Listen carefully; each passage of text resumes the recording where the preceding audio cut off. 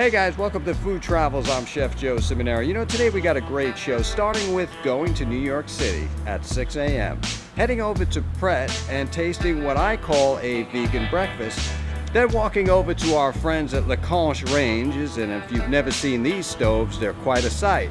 Then we're going to go to Green Apple, talk a little bit about some healthy bowls. We're going to be tasting some pasta with Alessandro, and we're going to be going to City Shack for a little bouillabaisse. So we got quite a day and a tasteful event. So step inside and let's get eating.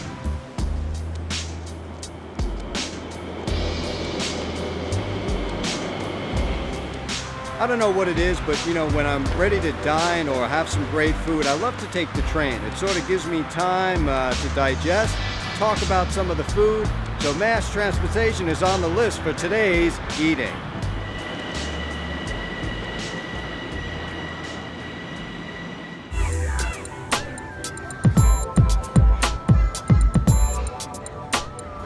Got here, there. It looks like avocado, hummus, quinoa, wrap. It's all vegan, and that's where you're going to find really good vegan stuff in New York City. If you're looking to eat vegan, this is definitely the spot.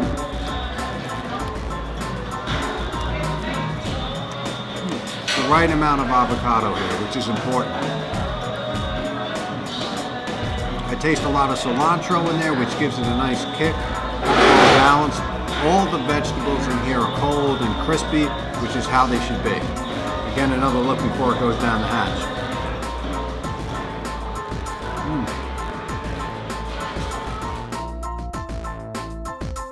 Here's Pret. And Pret has got this incredible dessert here.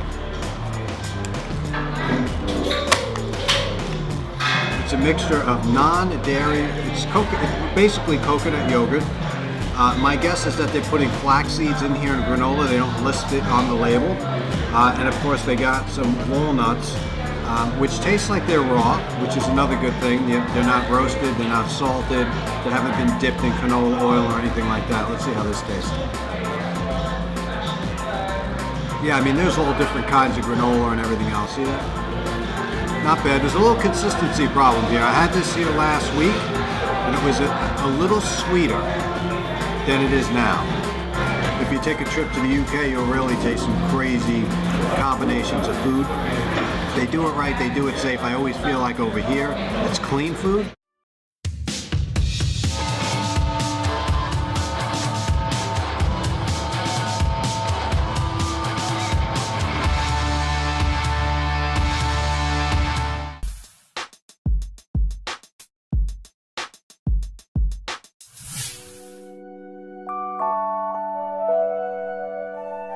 So New York City is the greatest melting pot when it comes to food. I mean, you can get just about anything you want, especially with these food trucks that are all over the place. Now, there's a food truck named Mr. Cheese on the corner of 25th and Broadway.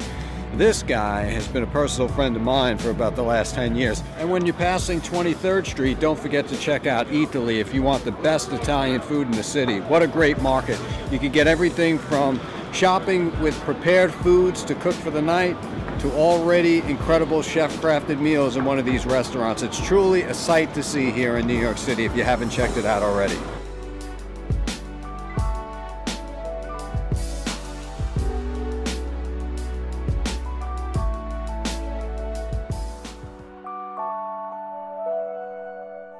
So I'm here in the city at La Conche, and I made it all the way here to the favorite place of the world. These stoves are incredible. So in my early years of cooking on these stoves, I'm finally here at a piece of heaven. Check out these stoves. And I'm also here with Elisa. She is the queen of the La Conche, and she's going to tell us a little bit about this wonderful product. We've been around for a long time, 1763. Then closed during the French Revolution, reopened in 1796 as a foundry. And these ranges are all handcrafted in the village of La Conche, because everybody says, what's La Conche? I say, it's just a village. And we just are very proud of being able to share a little bit of French culinary culture when we make these ranges. They're all handcrafted, made to order in the village of La Conche in France. It takes quite a while to get them, but the quality is definitely incomparable to many other brands, although whatever, everybody has to get what makes them happy. But this is definitely a piece of jewelry in your kitchen. Well, here's to the partnership with Elisa. Thank you so much. This is great place, Thank you. Le Conche.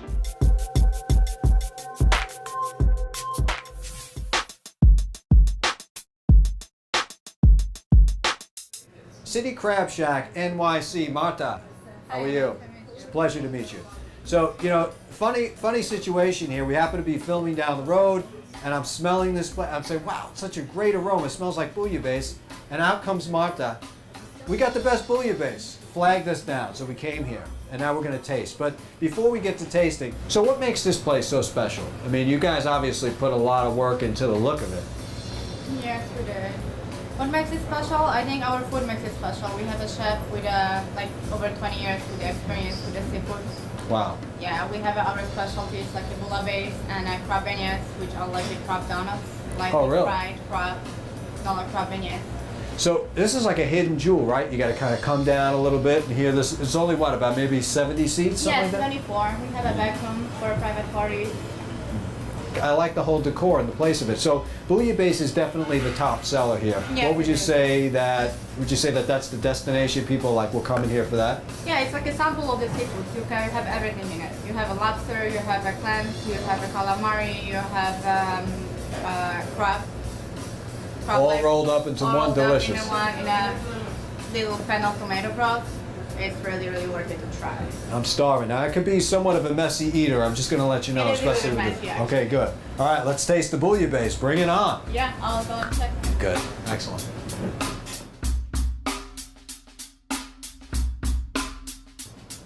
Voila. All yours. Because it's not exactly soup, it's just tempura. Wow. Wow. We have a snow crab. You got a little bit of calamari in here.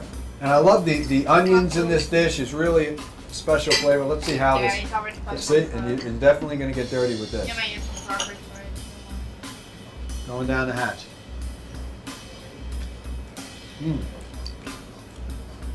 That's incredible. Yep. You want the best bouillabaisse in New York City? You're coming to the City Crab Shack. Don't forget it, on 16th Street, Yep. NYC. Lick it up. Next up, I'm heading to Green Apple in the Garmick District, 20 West 37th Street. Green Apple is committed to allowing people to eat fresh, delicious food for a price they can afford every day. I mean, you take a look at this buffet. Who has fresh steamed lobsters out on the buffet? Green Apple may have you covered with today's fast-paced, over-communicated lifestyle. Getting a quick bite to eat on the run is Green Apple. Aaron, you know, talking about making your own udon, I mean stir fry. Another unique venue here, you know, where you can actually say, okay, I want that, and that. Or to make it quick, maybe you're on your lunch break, you just say, I want my favorite Asian pan grill or something like that, right? Absolutely. Talk to me a little bit about this venue because I'm Okay. getting hungry. So, This is something that's new to Green Apple, and we're introducing it. I mean, we are constantly thinking of new ways to improve it, but it is getting a great response. And like I said, nothing's better than to be able to come, pick something quick, or if you're a picky eater, choose your own toppings.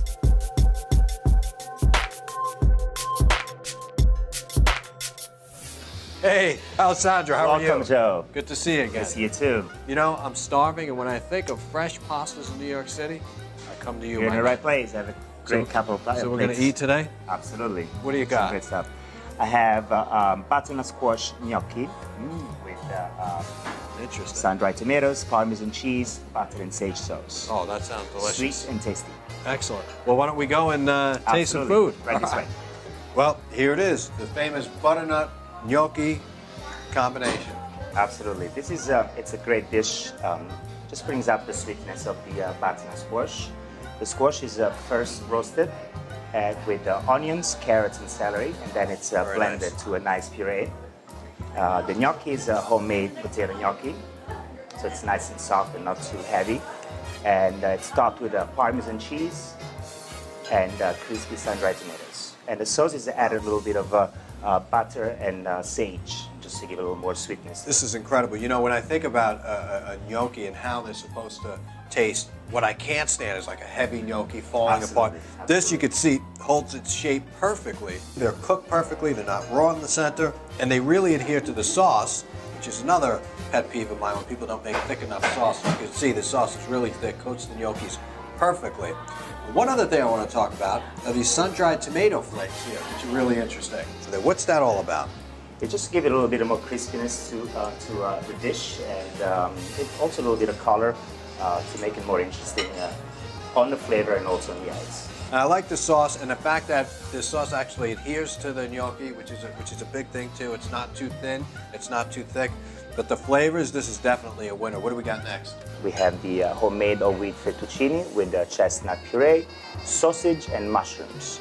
Now this seems like a very interesting combination here.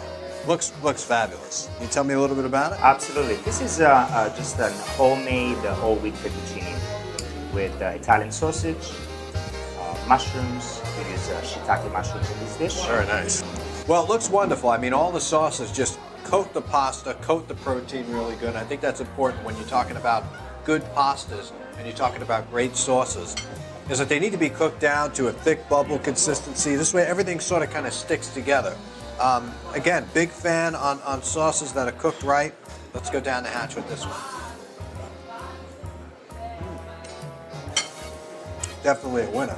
Okay, so what we have here is the fusilli alla velinese. It's a homemade fusilli pasta with slow heat meat ragu with veal and pork. And this is cooked slow heat for about 4 hours. Really? That's the way to do it. You know, even when I cook my meat sauce, I put a whole ton of meats in there, from everything from ribeye, New York strips to stew, and I just stew that baby down. You know, any kind of meat, as long as you cook it down 4 to 6 hours, Absolutely. you're good. Absolutely. You know? I will suggest you this with a little bit of Parmesan cheese. Absolutely. That's a must. And extra oil at the end. Extra oil will be which a I great noticed touch, that you which has already been give put that on. touch. All right, let's Enjoy. And the pasta here is a cavatelli. This is fusilli. Oh, which is fusilli. also a traditional pasta from the Avellino region, from the Campania region, exactly from Avellino. And the pasta in itself is made just with water, flour, and semolina. It's sort of like al dente, has a little different consistency. I was just going to say, to the tooth. Very Exactly. good. And the cheese really marries nicely. Absolutely. Parmesan cheese always helps to blend the flavors together. This is great. Well, Alessandro, thank you for having me It's here. been a pleasure having you. Pleasure. We'll see you again.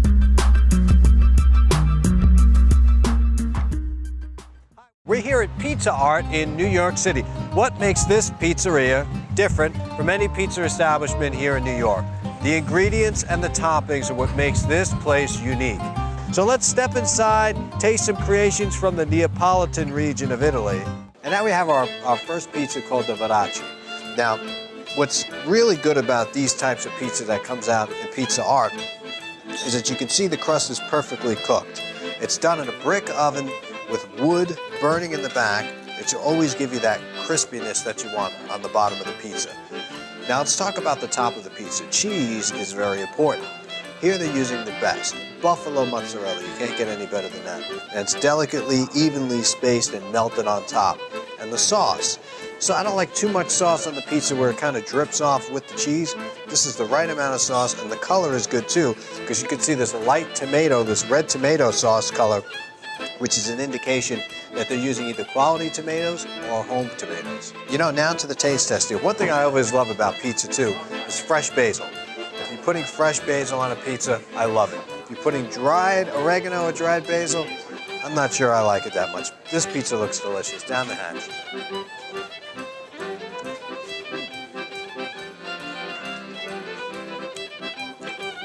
Not bad, an incredible combination. This wine, which is a dry wine, goes perfect with the style of this pizza, and of course the buffalo mozzarella. One more bite, and I'm on to the next pizza. Now we have Pizza Art's Quattro Gusti, which they call it. 4 different compartments of each different kind of flavors of pizza. Let's go over here to the smoked mozzarella, broccoli rabe, and sausage.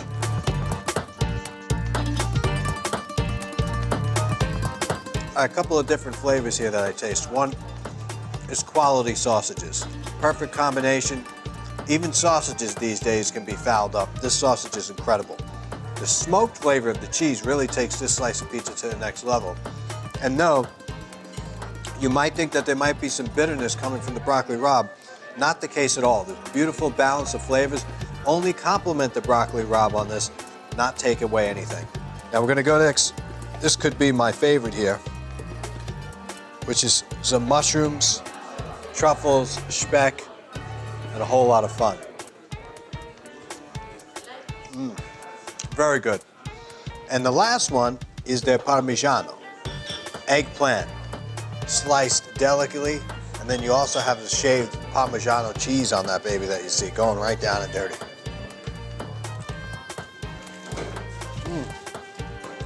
Well, it passes the eggplant test. And my eggplant test is that it's not saturated with oil when you bite into it. And the also eggplant test that I have, which is pet peeve, is that the eggplant is not bitter. This is not. So this pizza, Quattro Gusti, passes all of my tests. But I can't wait to go over to the stuffed calzone right now. So here's the stuffed calzone. I like the way they do it. They got a little twist going on here where they put a little bit of sauce and basil on the top, which you don't see much. This particular calzone is baked, although you can get it fried. Now, good calzone will always be crispy on the bottom. This one is. As you can see, they are not cheap with their meat. This one has ham in there, and it's sliced ham, wonderful balance of cheeses in there, and they don't skip. Like, you ever go to a pizzeria and then you eat this calzone, you're like searching for the ham. You're like, where's this piece of ham? Then you get a piece of ham on the corner, you get one maybe on the side. This, I guarantee you, every single bite has a piece of ham for you. Let's put the seasoning cheese to test, because like many calzones, they get stuffed in unseasoned, if this fits the bill.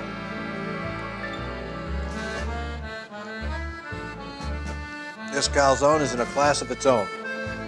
Enough Parmesan cheese in here to make salt take a walk. Really good flavors. The dough here is incredible. It tastes a bit different than the pizza dough, which is good. You know, we don't want the same dough being made on everything. This looks good, tastes good. This is also a winner.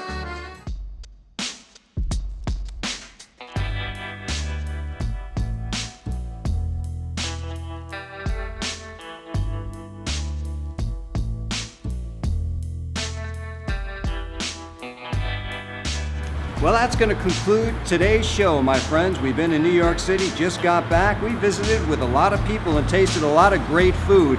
And let me tell you something, these dirty shirts can prove it with food stains all over it. Let's just recap our day. First, we went to Pret. I was looking for a vegan alternative breakfast, and at Pret, I found it. Then from there, we visited the folks at Le Conche.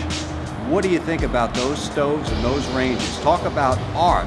Well, those stoves have been around for 300 years and they got it right. From there, we took a trip over to Green Apple, which some say has one of the most interesting buffets in New York City, and I have to agree.